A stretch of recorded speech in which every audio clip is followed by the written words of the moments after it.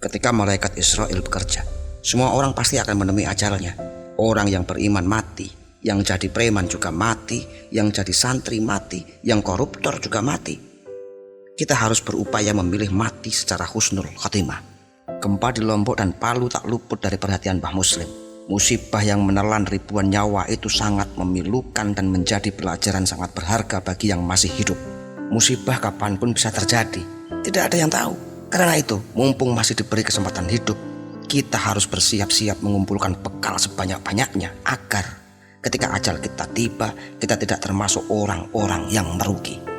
Dalam acara ta'iyah, Mbah Muslim menyampaikan kandungan surat Al-Zalzalah bahwa ketika bumi telah digonjang-ganjingkan, tidak ada yang bisa menyelamatkan diri, tidak ada yang bisa lari dari takdir, tidak ada yang bisa menghindar dari maut. Betapa kecil dan lemahnya manusia. Hanya dalam hitungan detik saja, ribuan nyawa telah dimatikan. Malaikat Israel mencabut nyawa bukan hanya satuan, melainkan secara rombongan sekaligus. Masihkah kita takabur?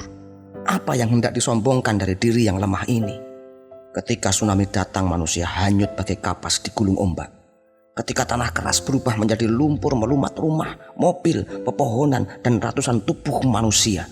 Ketika jalan aspal terbelah, ketika bangunan tinggi rata dengan tanah, ketika anak teriak minta tolong di bawah runtuhan tembok rumah, ketika suami kehilangan istrinya, ketika nyawa sudah sampai kerongkongan, dan ketika tangan malaikat Israel sudah di ubun-ubun hanya amal jariah yang menjadi harapan. Itu semua menjadi pelajaran penting bagi kita agar kita mempersiapkan diri sebaik mungkin sebelum ajal merenggut. Orang yang cerdas adalah orang yang mempersiapkan diri dengan amal soleh sebelum dijemput maut. Ajal tidak bisa diajukan dan tidak pula bisa dimundurkan. Pada pengajian takziah di tempat lain, Mbah Muslim menceritakan bagaimana sakitnya saat sakaratul maut. Bagi orang yang jauh dari agama, maka malaikat pun menyiksanya. Ada laki-laki tua saatnya sakaratul maut tiba. Tubuhnya meronta, kakinya menendang-nendang, berteriak sangat keras, tak tahan merasakan sakit. Keluarganya pun tak tega melihatnya. Maka laki-laki tua yang sedang sekarat itu dibiarkan dalam kamar sendiri dengan pintu terkunci. Proses kematiannya sangat lama, berjam-jam, nyawa sulit keluar dari tubuh. Sebuah proses kematian yang sangat menyakitkan, dan itu menjadi pelajaran bagi kita semua. Suasana hening.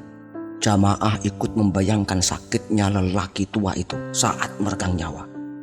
Dosa apakah gerangan yang diperbuatnya sehingga harus mengalami siksaan yang sangat berat saat ajal datang? Sebaliknya, bagi orang yang soleh, banyak beramal kebajikan selama hidupnya, malaikat akan memperingan rasa sakit saat nyawa keluar dari jasad. Bahkan tidak sedikit kita mendengar cerita si fulan wafat dengan muka cerah dan bibir tersenyum seolah sama sekali tidak merasakan sakit saat nyawa dicabut. Mbah Muslim menutup takziah malam itu dengan doa bersama. Jamaah menengadahkan kedua telapak tangannya. Ya Allah, wafatkanlah kami semua dalam keadaan husnul khatimah. Amin.